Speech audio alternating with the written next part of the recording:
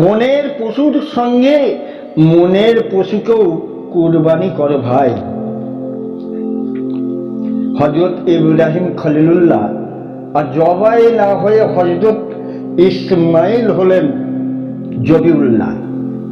হযরত ইব্রাহিম আলাইহিস সালামের মনের পরীক্ষা নিয়েছিলেন আমার আল্লাহ। তাই আমরা মুসলমান যাদের সামর্থ্য আছে কুরবানি তাদের জন্য ওয়াজিব। আসসালামু আলাইকুম রহমতুল্লাহি ওয়া বারাকাতুহু।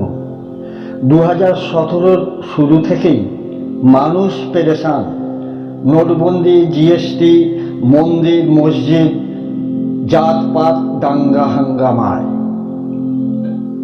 আর 2020-এ মনুষ্য জীবন বিষময়। এনআরসি, এনপিআর আর কোভিড-19, করোনা ভাইরাস, লকডাউন। শুধু ভারতবর্ষ নয়, সারা বিশ্বটাই বিষাদময়। এই আতঙ্কের মধ্যেও আমরা খুশির ঈদকে অতিবাহিত করে এসেছি খুশির সঙ্গে নয়, শিরনি সিমুই মিষ্টির সঙ্গে নয়, চোখের পানিতে আর আতঙ্কে। সাধারণ মধ্যবিত্ত যারা চাইতে জানে না, যারা বলতে পারে না, তারাই ফেলেছে নীরবে চোখের পানি।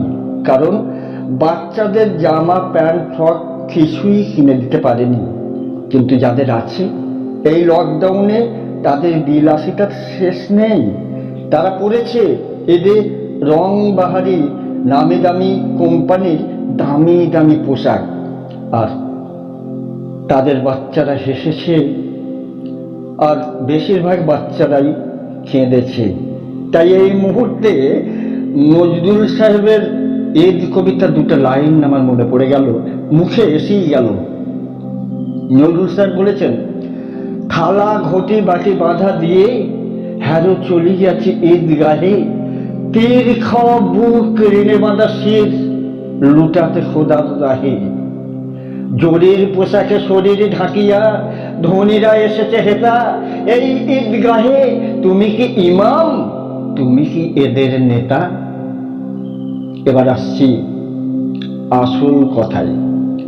সামনে এসে গেল বকরা ঈদ, অর্থাৎ কুরবানির ঈদ।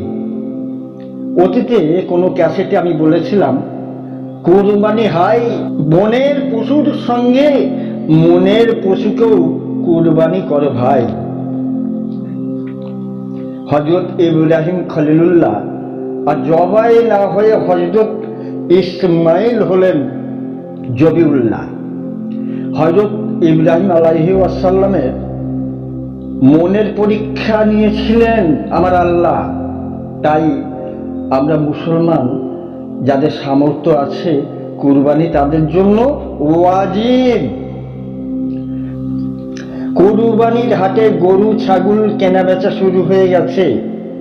তবে অন্যান্য বছরের তুলনায় এ বছরের কুরবানির চিত্রটা একটু আলাদা হবে। প্রতি বছরের ন্যায় আশা করি এবছর প্রতিযোগিতা হবে না। ও 1 লাখ টাকার গরু কিনেছে, আমি 2 লাখ টাকার গরু এনে সারা গ্রামবাসীকে দেখিয়ে দেব, তাক লাগিয়ে দেব। সে যুগে আমিরুল মোমেনিন হযরত ওমর ফারুক রাদিয়াল্লাহু তাআলা আনহু রাতে শোবার আগে পাড়ায় পাড়ায় ঘরে ঘরে ঘুরে দেখতেন কার খাওয়া হয়নি, কার বাড়িতে উনুনে হাঁড়ি চড়েনি। কারণ ওটাই তিনি ফরজ মনে করতেন। তাই এই লকডাউনে আল্লাহ পাক যাদের তৌফিক দিয়েছেন তাদের জন্য কুরবানি ওয়াজিব। কিন্তু ফরজ নিয়ে একটু ভাবুন মন দিয়ে। কুরবানির দিন ঘরে ঘরে কুরবানির গোশত পৌঁছে যাবে ইনশাআল্লাহ।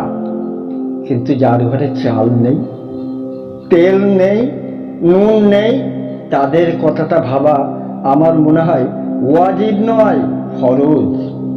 আল্লাহ কুরবানিতে আমাদের মনের পরীক্ষা নিচ্ছেন না তো? তাই সকাতরে সবার কাছে আমার এই আবেদন, আমরা সর্বহারা অসহায়দের পাশে দাঁড়িয়ে মনের পরীক্ষা দেব।